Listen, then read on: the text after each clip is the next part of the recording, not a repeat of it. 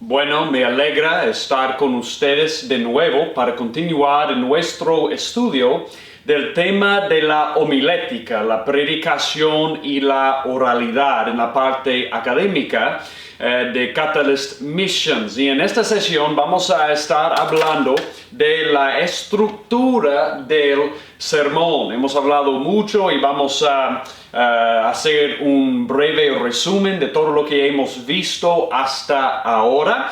Pero hemos hablado mucho de las herramientas para estudiar un pasaje y ahora lo que vamos a estudiar es cómo tomar la idea exegética y formar una idea homilética y poner esa idea homilética en la estructura apropiada. Entonces déjame orar antes de comenzar para que el Señor bendiga nuestro tiempo juntos.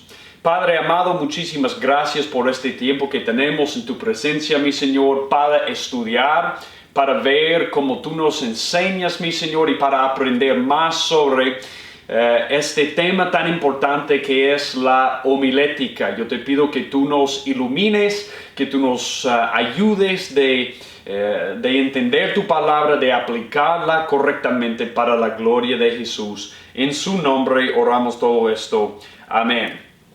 Amén.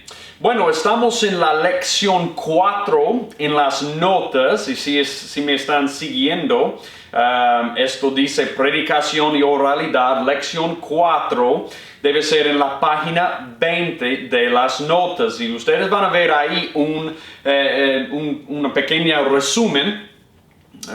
resumen de lo que hemos visto hasta ahora. Y bueno, las notas dicen, hasta ahora hemos determinado la idea exegética a través del análisis del pasaje. Hemos hablado del síntesis, análisis, síntesis de nuevo, como una manera de determinar la idea exegética de un pasaje. Hemos usado herramientas como determinar la idea principal, ¿sí?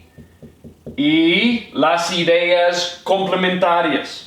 Las ideas complementarias, es decir, la idea principal de un pasaje y cómo el autor apoya dicha idea principal con las ideas complementarias. Hemos hablado de poner todo esto bajo los 3 niveles de contexto: inmediato, el contexto más grande de la sección, ¿sí?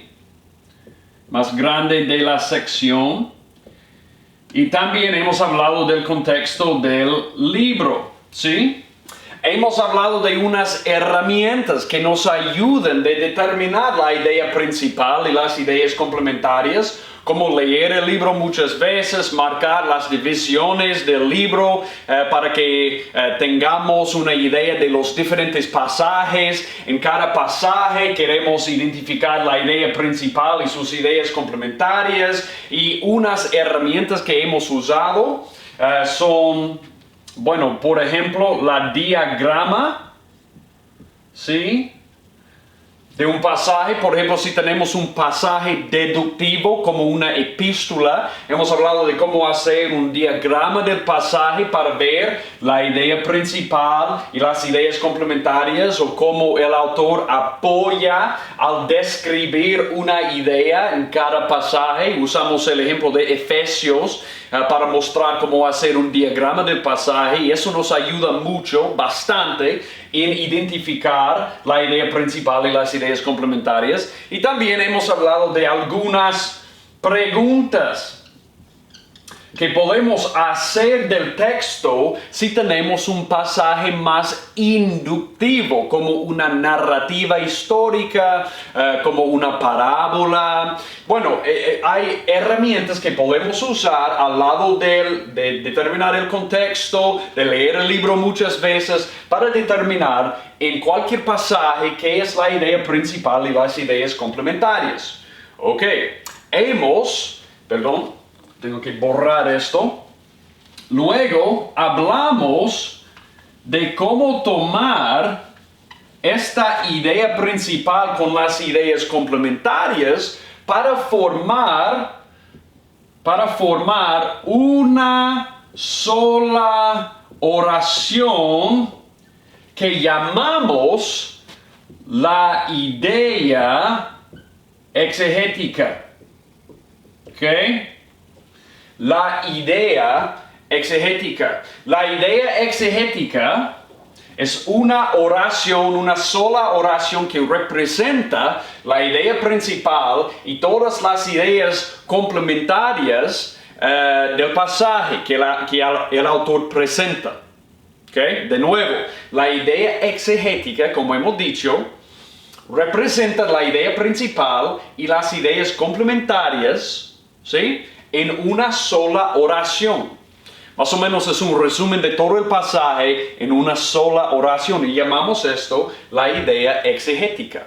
Y como hemos dicho desde el principio, cuando estamos predicando, queremos enfocarnos en un solo punto, ¿sí? Queremos sermones como un rifle más que como una escopeta. Ustedes van a recordar eso, esa ilustración. Queremos enfocarnos en una sola idea principal que vamos a comunicar a la audiencia. ¿Qué es la idea principal de cada sermón?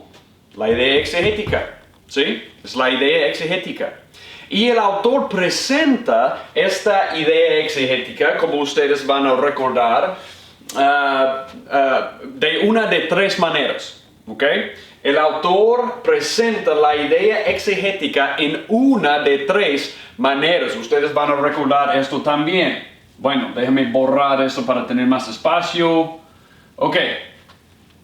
El autor presenta la idea exegética por explicación, por validación o por aplicación. En casi todos los pasajes bíblicos, no importa el género, el autor bíblico está presentando la idea principal, la idea exegética de un pasaje, al explicar la idea, al validar la idea o al aplicar la idea. Y la manera en que el autor presenta su idea es la misma manera en que debemos predicarla a nuestra audiencia, en nuestro contexto, en nuestra congregación. ¿Okay? Entonces tenemos que determinar no solo lo que es la idea exegética de un pasaje, pero qué es la manera principal en que el autor bíblico presenta su idea. Ok, muy bien, hemos hablado de todo esto. Ahora yo quiero hablar un poco más de algo que hemos visto, que es cómo conectar la idea exegética con el mundo de hoy. Hemos hablado de cómo conectar usando el puente teológico, el mundo del texto con el mundo moderno. Y no vamos a recubrir todo lo que hemos discutido, pero bueno, hemos hablado de esto. Pero cuando yo quiero convertir mi idea exegética en una idea homilética, yo solo tengo que hacer una cosa. Yo tengo que usar lenguaje que es más entendible para mi audiencia. Por ejemplo, si yo tuve la idea exegética de Juan 3, Jesús habla con Nicodemo sobre el nuevo nacimiento. Solo estoy usando un ejemplo. Yo no sé si eso sería la manera en que yo diría la idea exegética de ese pasaje. Probablemente sería mucho más. Pero si yo diría eso, la idea exegética es Jesús habla con Nicodemo sobre el nuevo nacimiento. ¿Ok?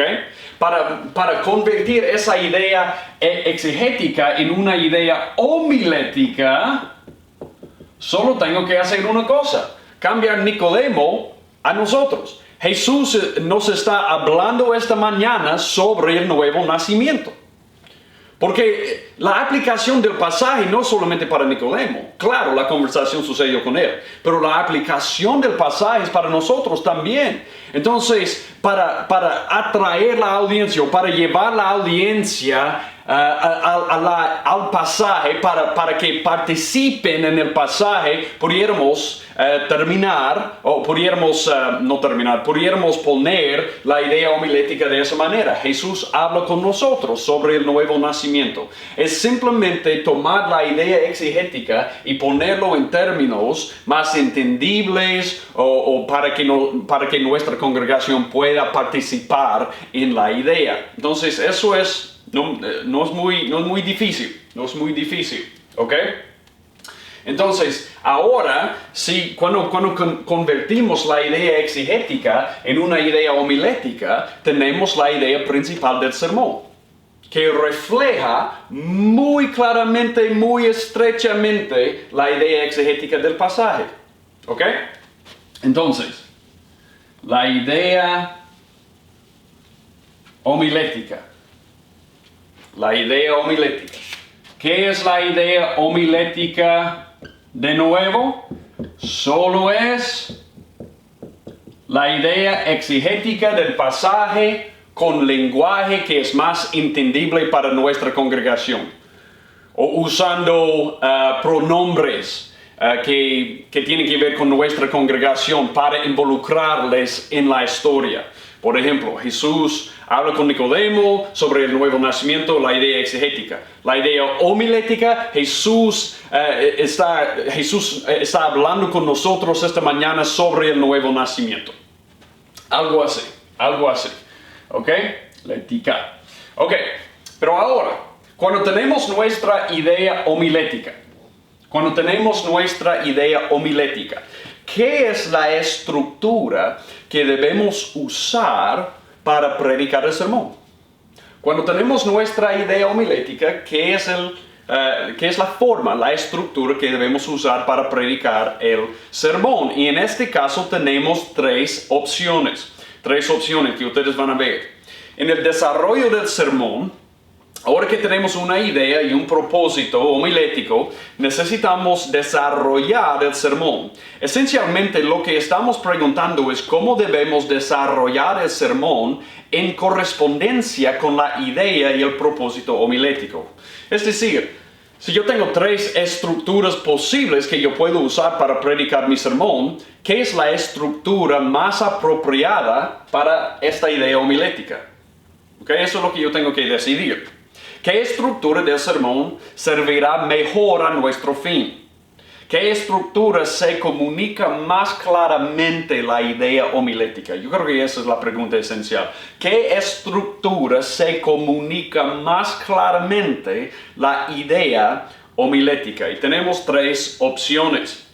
Tenemos una estructura deductiva, tenemos una estructura inductiva y tenemos una estructura semi-inductiva. Y vamos a hablar de todo esto, ¿sí? Un bosquejo, una estructura deductivo, inductivo, semi-inductivo. Primero yo quiero definir lo que quiero decir con estas estructuras. Un sermón deductivo establece la idea homilética en la introducción y luego el sermón se desarrolla a partir de esa idea. Es decir, cuando yo tengo deductivo, yo voy a apuntar deductivo usando D, la letra D. Cuando yo tengo un sermón deductivo, mi idea homilética, yo lo declaro desde el principio.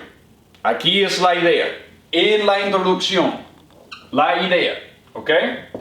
Y el resto del sermón, estoy desarrollando esta idea al explicarla, al aplicarla, al validarla. ¿Sí? Y la manera en que presento la idea debe reflejar la manera en que el autor bíblico presentó su idea. ¿Ok? Muy bien. Un sermón inductivo usa la introducción como guía para el primer punto. Entonces, en un sermón inductivo, ¿sí? No vamos a declarar la idea desde el principio. Vamos a usar la introducción del sermón para guiarnos al primer punto. Punto 1, punto 2, punto 3, punto 4. Y la idea homilética no aparece hasta el fin. Eso no es un buen cuadro, perdón. Bueno, la idea homilética no aparece hasta el fin. Entonces, aquí es la diferencia. Deductivo, declaramos la idea desde el principio, ¿sí? Nombramos la idea desde el principio y usamos los subencabezados, los subpuntos para desarrollar la idea. En la forma inductiva, usamos la introducción y los subpuntos para guiarnos a la idea que declaramos en el fin, o que es implícito, que la audiencia debe entender implícitamente por el fin del sermón. Entonces, vamos a declarar la idea o por la manera en que estamos guiando la audiencia, ellos van a entender implícitamente qué es la idea del sermón. ¿Ok? Luego tenemos un sermón semi-inductivo. Bueno, déjame terminar lo que yo quise decir con un sermón inductivo. Los puntos sucesivos después de la introducción se conectan hasta que surge la idea homilética implícita, generalmente en la conclusión. Como hemos dicho, la introducción y los subpuntos nos guían a la idea homilética en el fin. Un sermón semi-inductivo mezcla las estructuras del deductiva y inductivo. ¿Ok? Mezcla estas estructuras. Al comenzar un sermón de manera inductiva, es decir, vamos a comenzar con una introducción que nos guía al primer punto. Puede ser una cita, el contexto del pasaje, una pregunta que atrae la atención de la audiencia, algo así. Va a guiarnos al primer punto.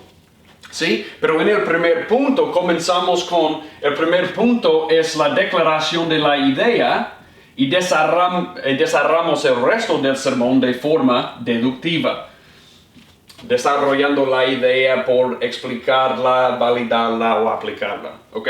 Entonces es una mezcla de las dos estructuras. Comenzamos como un sermón inductivo, pero en el primer punto declaramos la idea homilética del sermón y tratamos el resto del sermón como un sermón deductivo. Entonces es una mezcla.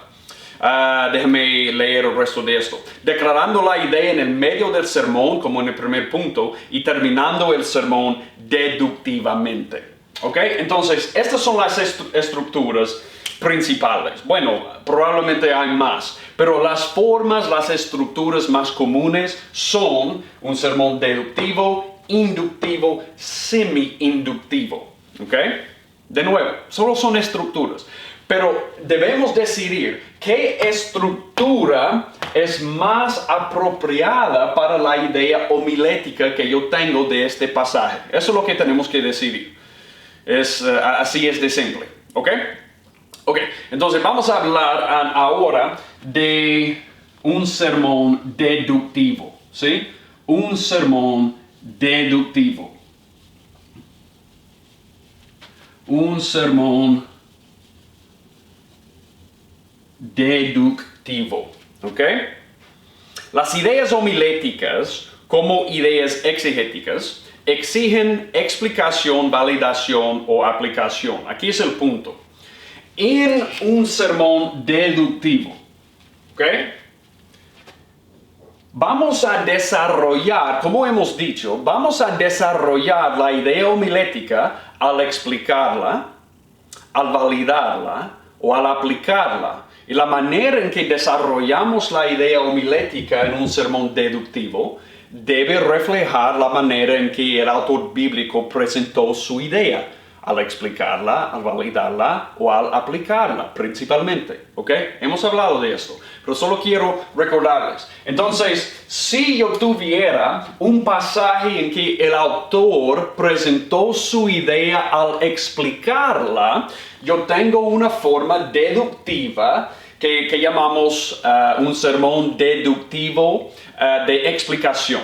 ¿Ok? Tenemos un ejemplo de esto.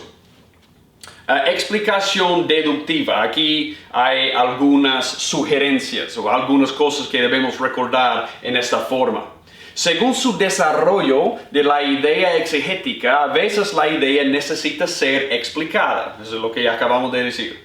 Esta estructura se vuelve particularmente importante cuando se quiere transmitir doctrina bíblica, es decir, un sermón deductivo y en particular un sermón deductivo de explicación es muy bueno cuando tenemos una epístola de Pablo, por ejemplo, como Efesios, como Colosenses, como Filipenses, porque en muchos de estos casos Pablo, por ejemplo, él declara su idea y el resto del pasaje es Pablo explicando esa idea.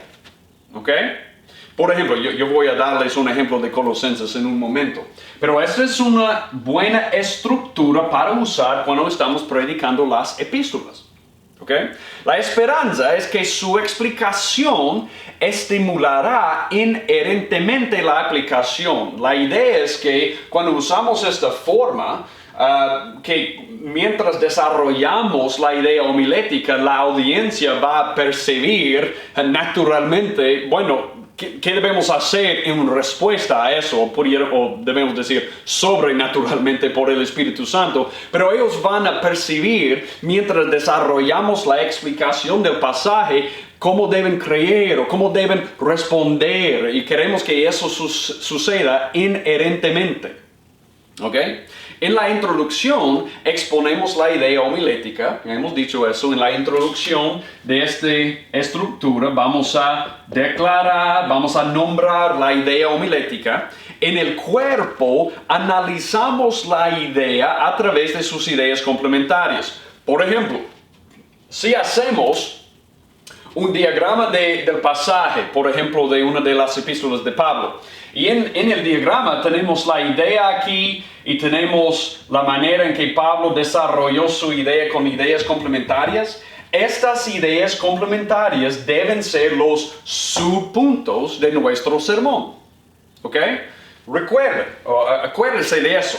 La idea principal, las ideas complementarias forman la idea exegética del pasaje.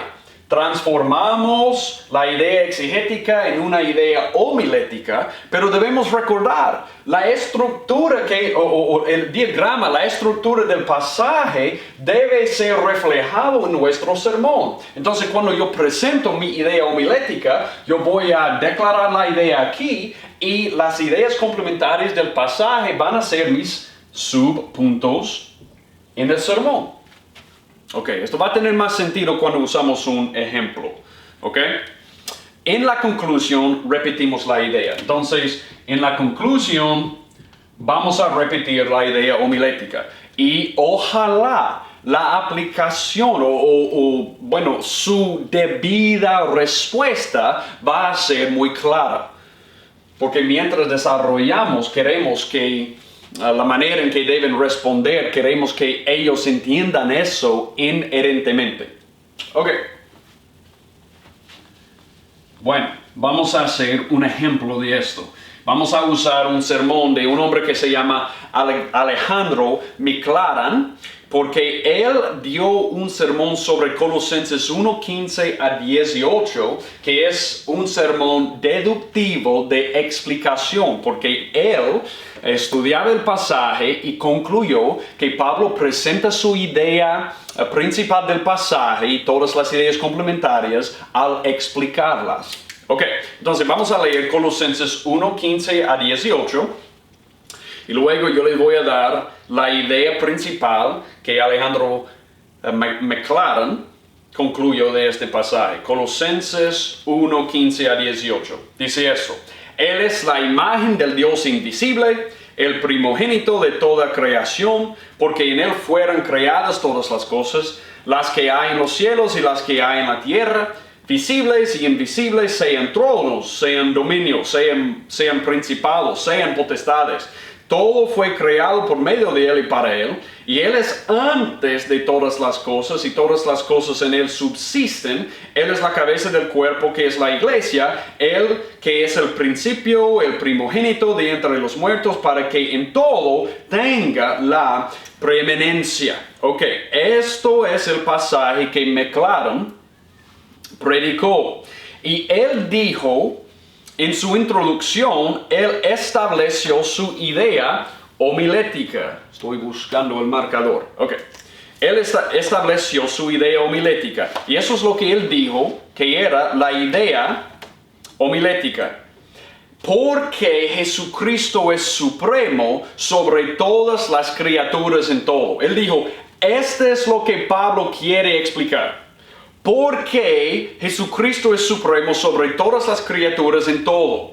Entonces, esa es la idea principal del pasaje. Él transformó esa idea principal del pasaje para ser su idea homilética del sermón. Y bueno, él agrega las ideas complementarias del pasaje para ser sus subpuntos o subencabezados en el sermón. ¿Cuáles son? Él dice esto: debido a su relación con Dios, con la creación y con la iglesia. Entonces, la idea homilética es porque Jesús es supremo. ¿Sí? Sobre todo.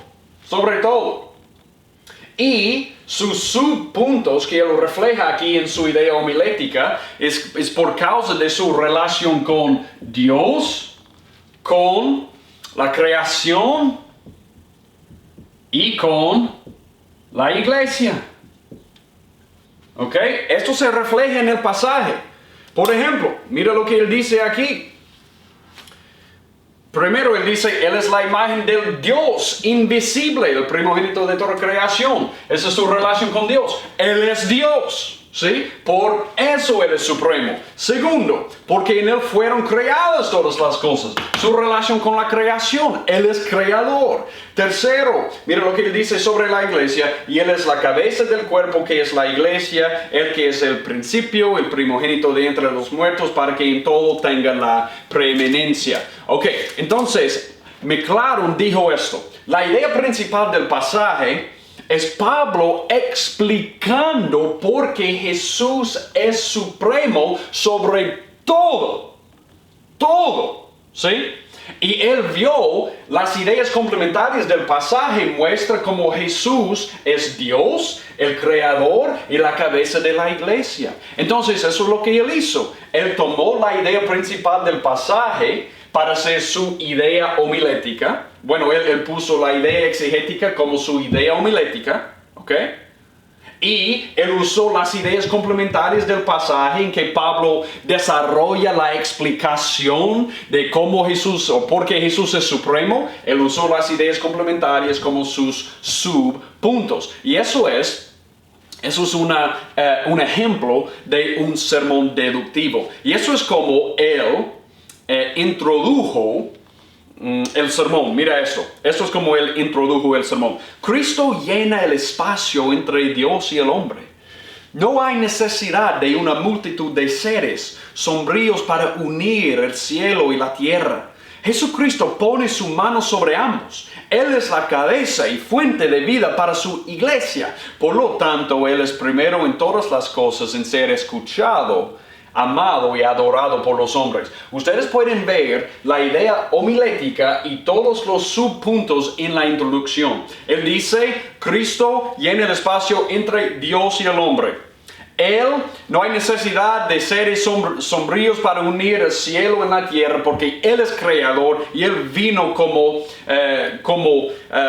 Dios encarnado.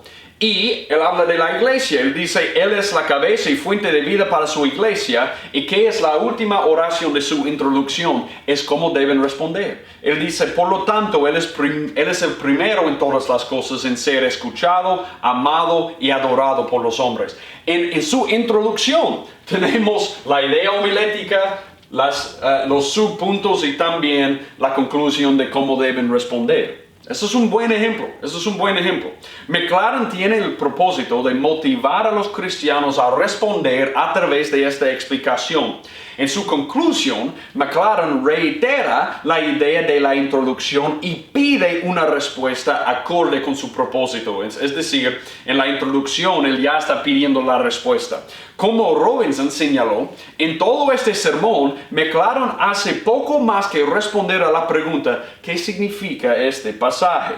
En la estructura deductiva explicativa, La introducción desempeña un papel importante no solo en la declaración de la idea homilética y sus subencabezados, sino también en la necesidad de una explicación. Este es un ejemplo de un sermón deductivo explicativo. Ok, este es un ejemplo muy bueno de un sermón deductivo explicativo, o un sermón deductivo de explicación. Ok, bueno, la introducción en la estructura deductiva explicativa, la introducción desempeña un papel importante no solo en la declaración de la idea homilética, sus subencabezados, sino también en la necesidad de una explicación. ¿Ok? Entonces la introducción es muy importante porque tenemos la idea homilética, luego tenemos en la conclusión la repetición de la idea homilética y bueno, hemos ya dicho en la introducción cómo queremos que ellos respondan y deben ver inherentemente cómo deben responder mientras desarrollamos la idea. Ok, vamos a hablar ahora de la validación deductiva o un sermón deductivo que prueba el punto, que argumenta un punto o que valida un punto. ¿Ok? Ustedes recuerden que eso es una de las maneras en que un autor bíblico puede presentar su idea, al validarla, no al explicarla principalmente, pero para validarla. Como se mencionó anteriormente, a veces una idea necesita validación, no explicación. Y esto depende de lo que determinamos en cuanto a cómo un autor bíblico presentó la idea del pasaje. En esta estructura, el predicador usa la introducción para exponer la idea como una proposición que necesita una defensa. El predicador debe responder a la pregunta, ¿es cierto? Y si es cierto, ¿por qué debería creerlo? Es decir, en la introducción estamos dando la idea como algo que necesita un argumento, algo que necesita una defensa. Y desarrollamos la idea con las ideas complementarias del pasaje que prueban la idea, que prueban la veracidad de la idea. Ok, por ejemplo, tenemos un ejemplo de esto en Romanos 6. En Romanos 6. Bueno, Pablo, habiendo hablado de la justificación por la fe en Romanos 1 a 5, hablando del pecado universal y la necesidad de salvación, y que la salvación es por la fe, no por las obras, él llega a Romanos 6 y él dice esto, ¿qué pues diremos? ¿Perseveraremos en el pecado para que la gracia abunde? Ese es el punto de Romanos 6, 1 a 11. Esa es la idea del pasaje. La idea del pasaje es, ¿debemos perseverar en el pecado para que la gracia abunde? Y Pablo va a contestar lo que él dice después, que es en ninguna manera, de ningún modo, no. Él va a probar esa idea con las ideas que siguen. Entonces, este es un pasaje que representa Pablo presentando la idea principal al validarla.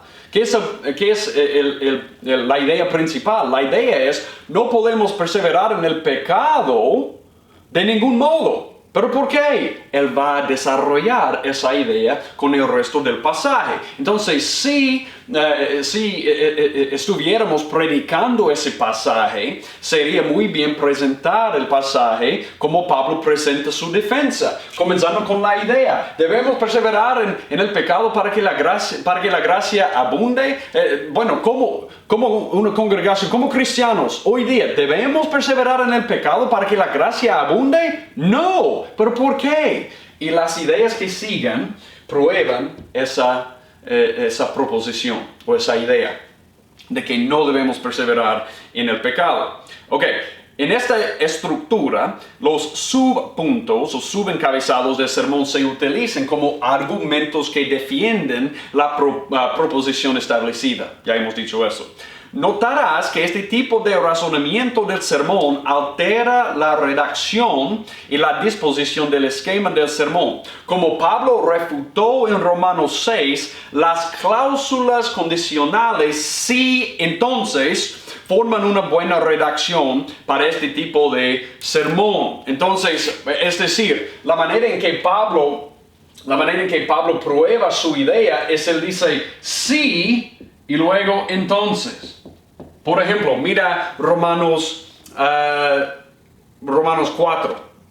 Romanos 4. Porque somos sepultados juntamente con Él para muerte por el bautismo, a fin de que como Cristo resucitó de los muertos por la gloria del Padre, así también nosotros andemos en vida nueva. Porque si fuimos plantados juntamente con Él en la semejanza de su muerte, así también lo seremos de su resurrección. Sabiendo esto, que nuestro viejo hombre fue crucificado juntamente con Él, para que el cuerpo del pecado sea destruido, a fin de que no servimos más el pecado, porque el que ha muerto ha sido justificado del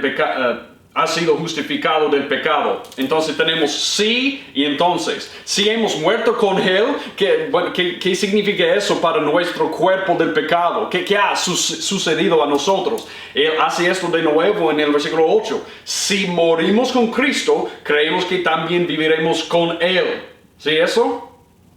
Entonces, dice, porque en cuanto murió al pecado, murió una vez por todas, mas en cuanto vive para Dios, vive. Entonces, dado lo que Él ha hecho por nosotros, sí hemos sido unidos con Él en su muerte y en su vida, eso significa que entonces no podemos seguir viviendo en el pecado, no solamente porque no deberíamos, pero porque no podemos como el patrón de nuestras vidas, porque hemos muerto al pecado. Ok, entonces yo voy a usar los argumentos de Pablo para probar su punto, ¿sí? O para mostrar cómo él probó su punto, mejor dicho. Además, la conclusión no es simplemente una reformulación de la idea homilética, sino una suma del caso y la debida respuesta. Entonces, somos como abogados en esta estructura. Vamos a llegar a la conclusión después de mostrar cómo Pablo probó su punto, como abogados diciendo, bueno, ahí está el caso. ¿Y cómo vamos a responder, dado que esto es veraz? Que esa es la verdad. ¿Cómo vamos a responder? No podemos seguir viviendo en el pecado, no es posible. Ok. Luego tenemos la estructura deductiva de aplicación. Si el autor presenta su idea al aplicarla y queremos usar la estructura deductiva, bueno, ¿cuáles son las características de esta estructura? Por último, la estructura deductiva también puede responder la pregunta ¿y qué? De esta forma, el predicador usa la introducción para establecer la idea homilética. De la misma manera, vamos a usar la introducción para declarar, ¿sí? Para establecer la idea homilética. Y los subpuntos restantes proporcionan la implicación de esta idea. Es decir, bueno, vemos las ideas complementarias del pasaje, que son nuestros subpuntos. Desarrollamos con los subpuntos la idea, no al probar la idea y no al explicar la idea, sino para dar las implicaciones de la idea. ¿Ok? Si el autor presenta su idea al aplicarla, bueno, el autor está mostrando cuáles son las implicaciones de esta idea. Ok, a diferencia de explicar la idea o argumentar su validez, este tipo de sermón se desarrolla como un llamado a un cambio de actitud o acción como resultado de la veracidad de la idea homilética. En un sermón de este tipo, la idea homilética es tan obvia que no necesita validación ni explicación. El escritor o autor bíblico, tal como en 1 de Pedro 1:16, sed santos como yo soy santo, asume la veracidad y pasa a la aplicación. Él dice, bueno, yo no tengo que explicar o aplicar eso, sed santos como yo soy santo. Eso es lo que Dios ha dicho en Levítico, eso es la verdad. Él ha dicho esto muchas veces, en muchas partes del Antiguo Testamento. Esta es la verdad. Sed santo porque yo soy santo. Ok, ¿cuáles son las implicaciones para mi vida si eso es cierto? Y eso es lo que Pedro hace en su carta. Mira conmigo a 1 de Pedro 1. Yo les voy a dar un ejemplo de esto. 1 de Pedro 1. Él da el punto aquí en 1 de Pedro 1:16, porque escrito está, sed santos porque yo soy santo. Pero ¿cuáles son las implicaciones de esto? Bueno, las implicaciones vienen antes. Mira, por tanto, ceñid los lomos de vuestro entendimiento, sed sobrios, esperad por completo en la gracia que se os traerá cuando Jesucristo sea manifestado. Como hijos obedientes, no os conforméis a los deseos que antes teníais, estando en vuestra ignorancia, sino como aquel que os llamó es santo, sed también vosotros santos en toda vuestra manera de vivir. Entonces él dice, bueno, eso es lo que ustedes deben hacer. ¿Por qué? Porque Él es santo, ¿sí? Dado que Él nos ha llamado a ser santo como Él es santo, aquí son las implicaciones para nuestras vidas. Entonces, pudiéramos resumir todo lo que Pedro nos dice bajo 3 subpuntos. Hay que prepararnos, ¿sí? Hay que prepararnos. Él dice que ceñid los lomos de vuestro entendimiento, sed sobrios. Luego pudiéramos decir no conformarnos, no vamos a ser conformados. Él dice como hijos obedientes no os conforméis a los deseos que antes teníais en vuestra ignorancia. Y luego él habla de nuestra conducta, ¿sí? Él dice por ejemplo sino como aquel que os llamó es santo, sed santos en toda vuestra manera de vivir o conducta. Bueno, estas son las implicaciones de ser santo como Él es santo. De esta forma, el sermón se desarrolla con múltiples maneras de actuar, pensar, creer, de acuerdo con la idea bíblica. Por lo tanto, la conclusión sirve como una convocatoria para abrazar este llamado. Entonces, es llamándoles, bueno, estas son las implicaciones. Bajo el poder del Espíritu Santo en ustedes, dado su fe en Cristo, deben responder de la manera que hemos aplicado aquí. Entonces, un sermón deductivo de aplicación presenta la idea en la introducción y desarrolla con los subpuntos las implicaciones de esa idea para nuestras vidas, de cómo debemos actuar, pensar, creer. Y la conclusión resume todo eso. Ok, entonces hemos hablado de la estructura deductiva de explicación, validación y aplicación con ejemplos.